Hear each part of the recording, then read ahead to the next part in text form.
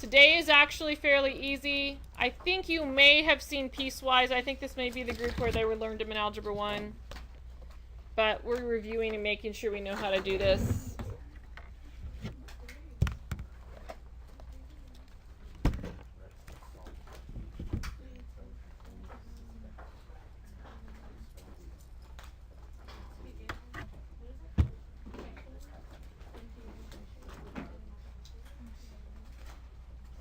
All right, so we're going to talk about what we call piecewise functions. They are sprinkled throughout the book. That's why I don't have a section number on there today, okay?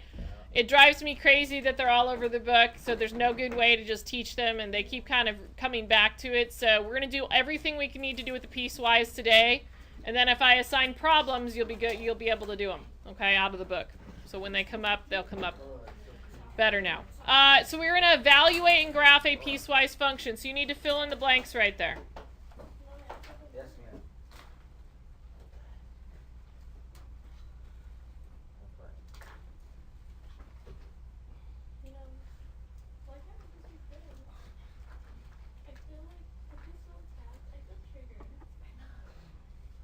Lauren, fill in the blanks.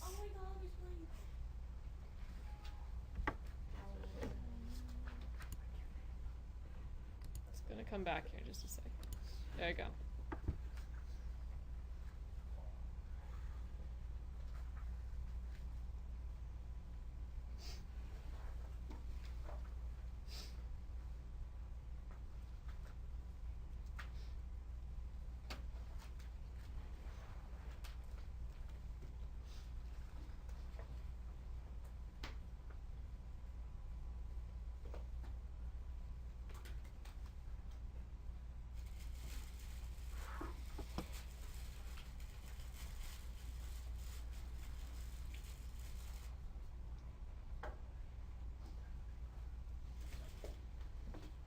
All right, so a piecewise function is a function that is defined by two or more equations over a specific domain. So they're going to restrict where each equation is allowed on the graph, okay? To define a piecewise function, treat each function like its own graph and write the equation that represents each piece. Next to each piece, write the domain that that function applies to. That's a really horrible sentence, but hopefully you get the drift. I didn't write that sentence. Yeah, I know. Not that we shouldn't be able to write good sentences in math. All right, so the next thing we're going to do is, if you look at these, so the top function is defined for any number that is less than 0. The bottom function is defined for any number that is greater than or equal to 0. So what we're going to do is we're going to basically plug into the function and evaluate, but we have to plug into the correct branch. So is -2 going to be the top branch or the bottom branch? Top branch, because it is less than 0. So I'm going to say f of -2 equals, and I'm plugging the -2 in for the x. What's -2 squared? 1. Plus 1 is 5. So the answer to that first one's 5. -2 was less than 0, so I used the top one to plug into. Okay. All right. F of 0. So here's where you have to be careful. This one says less than, this one says greater than or equal to. So which one am I plugging into? The top branch or the bottom branch? Bottom branch this time. So 0 minus 1, which is going to get me what? -1. And then we're going to find f of 4. So top branch or bottom branch? Bottom. 4 is greater than 0, right? So we're going to go 4 minus 1, which is 3.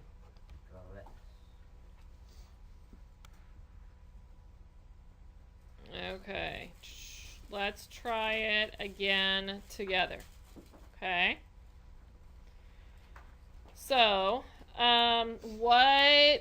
so looking at, we've got less than 1 or greater than or equal to 1. So where's g of 3 going to be plugged into? The top or the bottom? The bottom. The bottom one. So g of 3 equals 3 cubed plus 5. What's 3 cubed? 27. Good. Plus 5 is? 32. Good.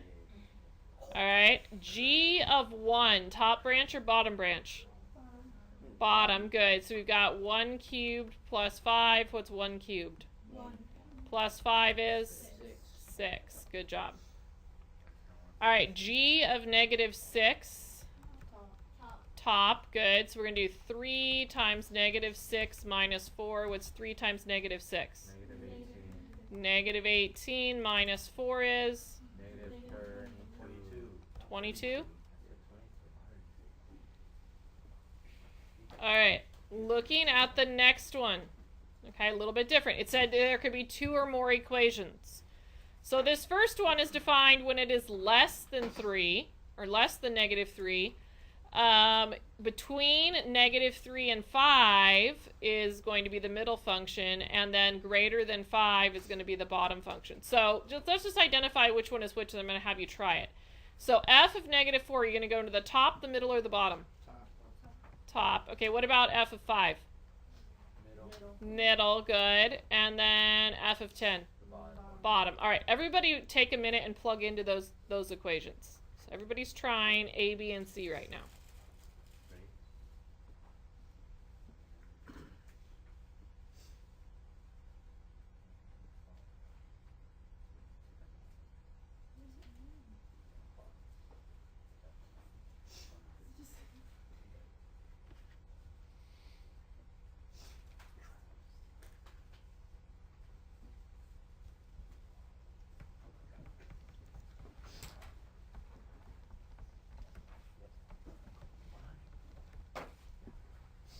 You're about 10 seconds. Get as far as you can on those 3.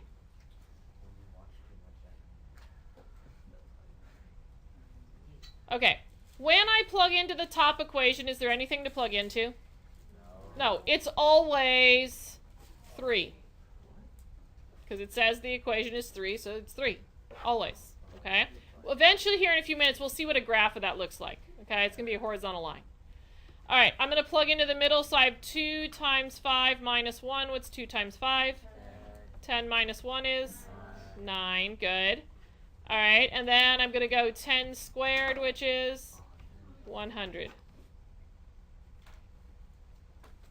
All right, everybody good with 3? Okay, let's look at 4. So 4, the difference is they gave me a table for my x values. It's not a big deal, okay? It's just they gave you the data in a different way. We're still going to plug in anything that is less than 3 is going to go into the top. Anything that is greater than or equal to 3 is going to go in the bottom. So I'm still going to find h of 1 first. So is h of 1 going to go into the top or the bottom? Top. The bottom. Top. Less than 3 goes in the top, doesn't it? So shouldn't it be everything there on the chart is going to go into the bottom, right? So it's going to go into the bottom. So we've got 9 minus what? 1, which is 8. Plop it into the chart. H of 2, top or bottom? Top. Top. So we've got 9 minus, what's 2 squared? Which gives me?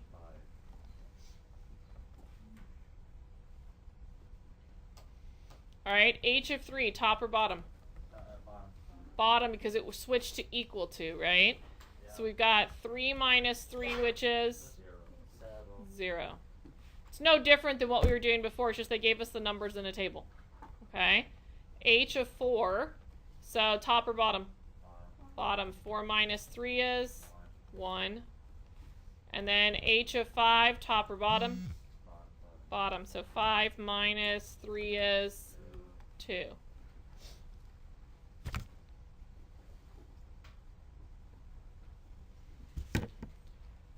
All right, we good with example 4?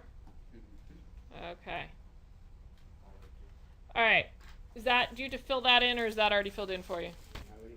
Already filled in. Okay, so some review, and we've talked about these things this year. Probably the quadratics more than the lines, but you guys have been talking about lines since probably like the 7th or 8th grade. So, a line is y equals mx plus b, where m is the slope, b is the y-intercept, and that's what we use to graph it. Quadratic equations, remember we like this form here because it's a vertex form, so if we can get it into that form, that's awesome. And it makes it really easy to graph the vertex. And then if we have to be skinny or wide or whatever, remember, all else fails, you can always pick values and plug in points. Okay? So what we have to do now is we have to write an equation for the piecewise function. Okay, so that's the first one I had you plug in. So the first, I'm going to do this parabola piece first. Okay, so let's see if we can write the equation of that parabola. So I'm going to write my function up here. And the way you write it piecewise is you draw that curly Q bracket thing, which I kind of draw it in two little branches. So I do kind of a backwards, kind of an S up from the bottom and a backwards S down from the bottom. All right, looking at this point right here, okay, what is the vertex that we're working with? 0, 1. 0, 1. So I have to add 0 to the x, so I have x plus 0 squared. Do I really have to write it like that? No. What could I write instead? How about just x squared? Would that work? Yeah, because I'm not adding anything to the x. And then on the outside of the parentheses, we would add plus 1. Okay. Now, if you notice, what y value is this change taking place where it goes from a parabola to a line? I'm sorry, what x value, not y value? 2. So we would say that this is happening for x less than 2. And guess what? You get to pick equal to on one of them. You can't really tell based on the graph. So I'm going to say this one's equal to. If you wanted to make the equal to on the other one, that's fine. Okay? It's not going to matter because they both come out equal to at the same place. All right. The next thing I need to do is I need to write the equation of that line, right? I can get the slope really easily. Can't I just draw a slope triangle on it? Yeah. So what's the slope of that line? 2 over 1. 2, 1. Okay, so up 2 over 1, so I just write 2. But I need to figure out the y-intercept. So I'm going to keep drawing that slope down until I hit the y-axis. So what if I continued this line down, what would the y-intercept be? 1. And we know the domain, because that's what we're writing over here, is the domain would have to be greater than 2, right? Because that's where the break happened, was 2.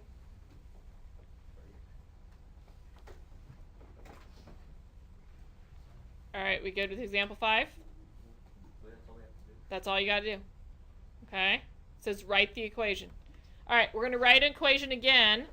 It looks like we've got another parabola and line, and I think the parabola probably goes up to the 0 there. Okay? So let's talk about writing that equation. So we've got f of x equals, draw my little curly Q brackets. What's the y-intercept, or the vertex point again? 0, 1 again.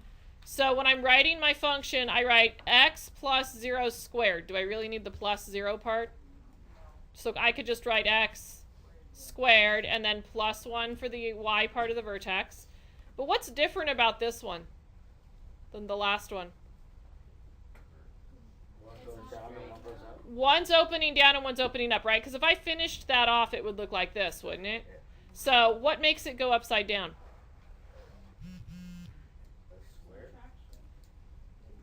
The negative in front, right?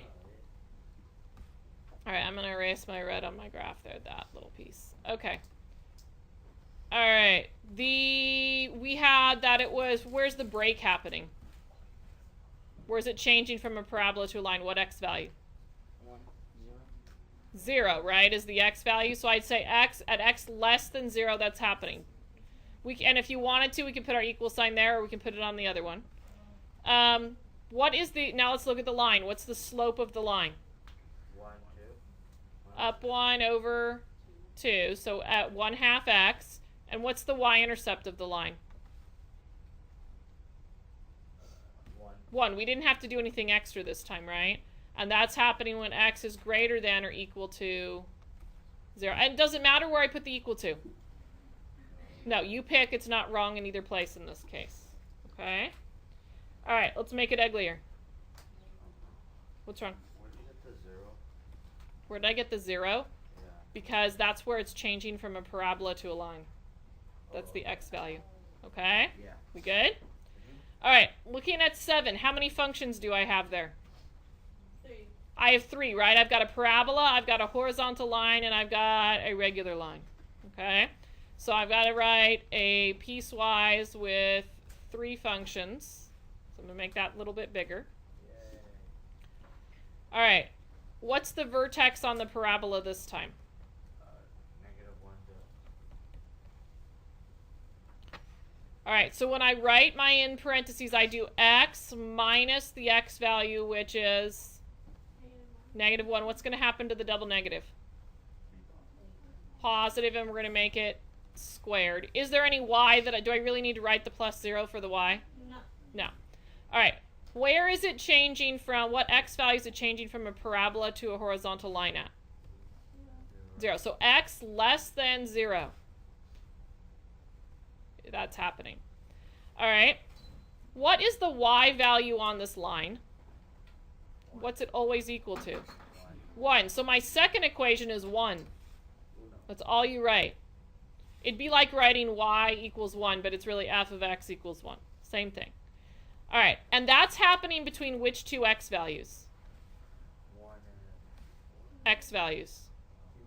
0 to 4. So I'm going to write the little sandwich notation, and I'll go ahead and put the equal to's with this one. So the between 0 and 4. Then I need to write the equation of that line. All right, let me grab light blue. So let's first of all talk, what's the slope of the line? 1. You don't have to write the 1 in front of the x, I'm going to write it just to make sure that we understood what it was. Okay. All right, now I have to figure out the y-intercept. So I'm going to keep counting that slope down on my graph until I hit the y-axis. So what's the y-intercept? -3. And then we have to write the domain. This is happening when x is greater than what number? 0. No.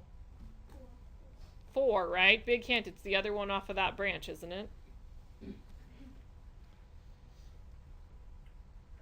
What's wrong? How do you know when to put a greater than or less than sign? Okay, so look at where so this says a less than 0. So if you look at the graph, here's 0. It's left of 0, so it's less than 0. Does that make sense? This one here is between 0 and 4, so that's why we did the notation like that. Okay? And then this one here, the graph exists when it is bigger than 4, to the right of 4. Oh, yeah. Okay? Yeah, We good? Yeah. All right. Looking at this next one, how many branches would this one have? 4. It's going to have 4. Okay? So I'm going to do f of x equals... All right, the first branch is a nice horizontal line. What's the y value on that horizontal line? -2. So my first one's -2, and that's happening when x is less than what number? -2. Good. All right, the next one is this line here. What's the slope on that line? 1. Up 1 over 1, so it's 1 on the line, and what's its y-intercept? 0. So do I really need to write +0? No. And where is that happening between? -2 to 0. So I'm going to say -2, and I'll go less than or equal to x, less than or equal to 0. All right, what's the slope on this next line? -1. So that would be -x. Do I need to write the +0? No. Okay, the domain, what's that happening between? What 2 x values? 0, 4. 0 and? We sure it's 4? I see 3. Now look at this. Why didn't I put an equal sign under this? It's negative. I already had one, didn't I? So you can only have the equal sign once. Does it matter if I put the equals on the first one or the second one? No. No, not from what we're reading on our graph. Okay? All right, last one here. What's the y value on this last branch? -3, and that's happening when x is greater than or less than? Greater than what number? 3. 3. Good job. All right, so that was writing equations. Now we get to graph them. Oh, yay. It's not as bad as it seems. It really is. No, we're not using Desmos, but we could do graphing. You will get an opportunity to do some piecewise graphing in Desmos for the performance task. So it's coming. Oh.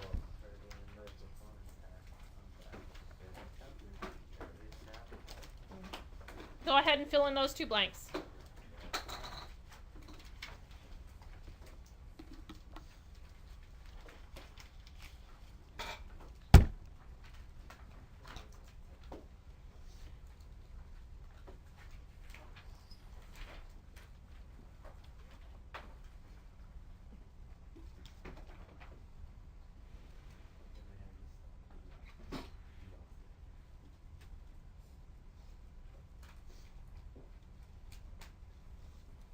All right, let's go ahead and talk about graphing them.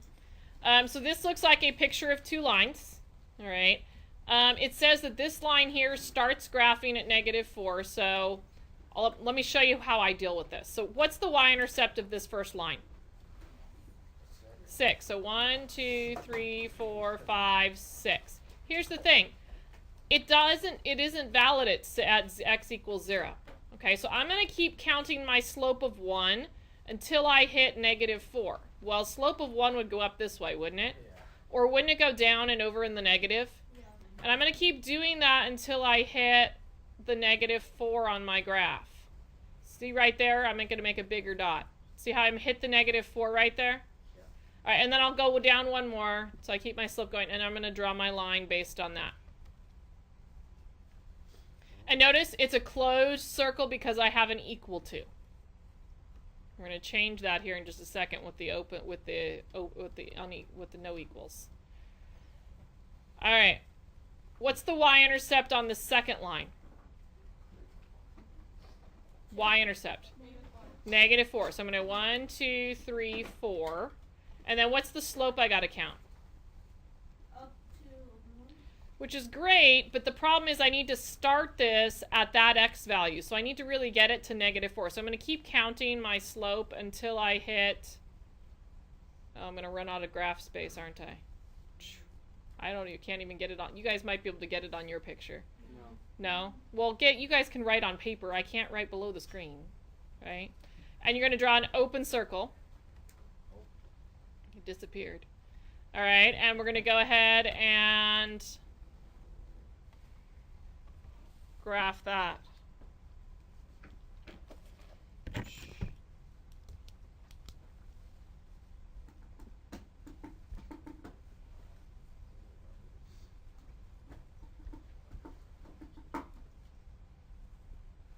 Okay. We good with that one? So we graphed the piecewise. You only graph the part of the branch that's valid. All right, let's look at the next one. The next one's going to be strange. I grabbed it probably out of a set of notes. Then we probably had done the square roots already. So let's try it, okay? I'm going to rewrite it a little bit, though. Let's rewrite that one as this. It'll make it much easier to graph for us. To think about it like that. The top branch. So what's the vertex of that top branch? 1, 1, 1. Good. So I'm going to plot 1, 1 on my graph. And the good news is it's valid at 1, right? Because this says less than 2. Is it going to be opening up or opening down? Down because of the negative. So I'm just going to go kind of like this. I probably should know exactly where it stops at 2, though, right? So I'm going to plug a 2 into it just to be sure I'm putting that at the right spot. Because we can always plug in points. Okay? So what's 2 minus 1? 1 squared is? 1, but there's a negative hanging out in front. So where am I going to graph it at? 0. So out to up 0. And should it be a open circle or a closed circle? Closed circle right there. So it should look something along those lines for that branch. Okay, let's look at the other branch. I really, off the top of my head, don't know what a square root function looks like, but I could plug in some numbers, couldn't I? So let's say we put in 2 into that, even though it's not equal to it, all right? And then let's say we put in maybe a 3. Yeah, let's try 3. So when I put in 2, what's 2 minus 2? 0. Square root of 0 is? So I know I've got the point out to up 0, but it's open, isn't it? Yeah, so really it's already there for me, isn't it? Okay, and then let's put in the 3. Let's see, square root of 3 minus 2. What's 3 minus 2? 1. What's the square root of 1? 1. 1. All right, so we're going out 3, up 1. That's still looking like a line. I want to go one more. Let's try 6. 60. Why am I picking 6? It's a multiple times 2. No. What's 6 minus 2? 4. What's the It's square root of 4? 2. I picked 6 on purpose because I knew it would get me a square number under the radical sign. Okay? So you can do that. It doesn't matter what number you pick as long as the number was greater than 2. All right, so I'm going to go 6. So 3, 4, 5, 6, and we're going to go up 2. So that's what the other function looks like. And again, we didn't know what a square root function looked like because we haven't studied that parent graph yet, but we can always plug numbers in. Well, we're not entering it into the calculator yet. Okay. All right, we good with 10? All right, so here's 11. We've got 2 lines again. So, where's the break happening in the lines? 3. Okay, so for this first line, what's the y-intercept? 0. 0, and then what am I going to count for my slope? 2 over 1. Up 2 over 1, and I'm going to keep doing that until I hit this number 3. So up 2 over 1, up 2 over 1. I'm at 3 now. Should it be an open circle or a closed circle? Open. Open circle because I don't have an equal sign right there. And that's enough dots to probably graph that line.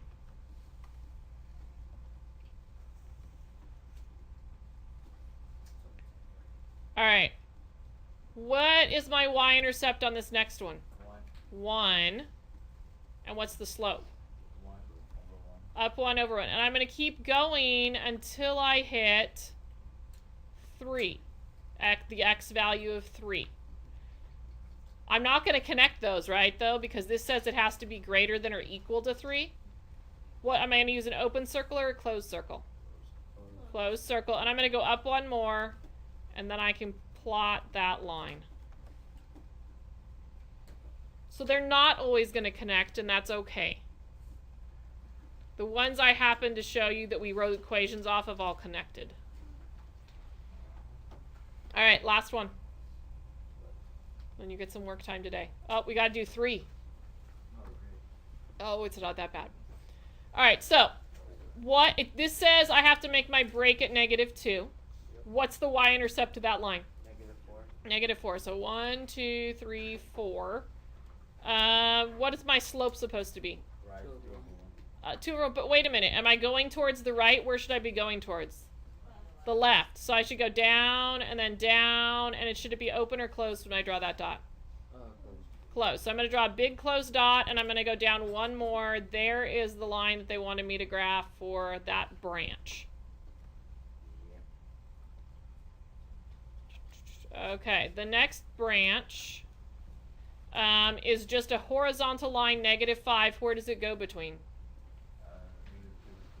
-2 to 2. So we're going to go at -5. 1, 2, 3, 4, 5. It's going to be open, it looks like. And how's it going to end? Right there. Closed. Right? All the way till 2. So I go between the x value of -2 to +2. All right, what's the last shape that we're graphing? A curve. A parabola. Okay, what's its vertex? 2 -5. 2, -5. Okay, so let's plot that. It looks like we're at an open circle at wherever we're starting this. So we're going out 2, down 5. What do you know? It's right here. Open circle. It's already closed, though, because of the green dot. All right, but that is the vertex point, isn't it? Yep. So I would just start curving the parabola up from there. If I wanted to, I could pick another number and make sure I'm going in the right direction. I could pick a 3 and put it in there and get the exact point. Okay? We good? All right, so obviously this isn't in the book, right? Well, it is, but it's so sporadic, I'm not going to make you go to 12 different pages to do your homework. So if you do look in haiku, there is a worksheet today. Okay? And I'm going to get you